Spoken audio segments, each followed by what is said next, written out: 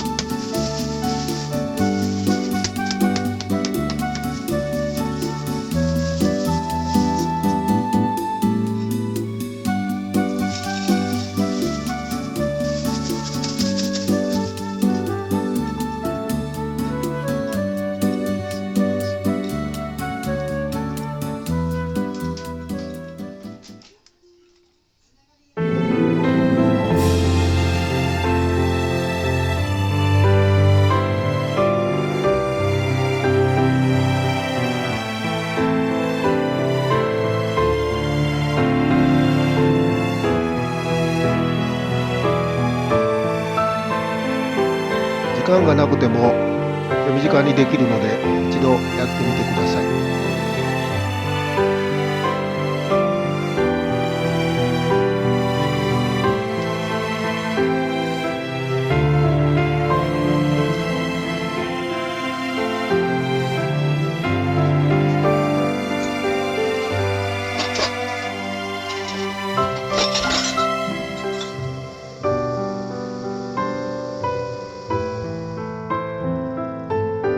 レンジで蒸し焼きは初めての挑戦でした。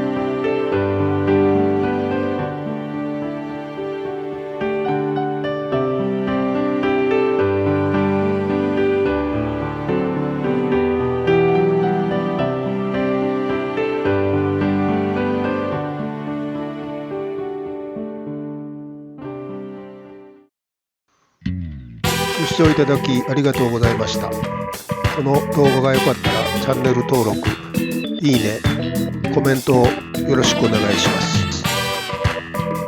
親父の料理チャレンジは続きます。また次の動画でお会いしましょう。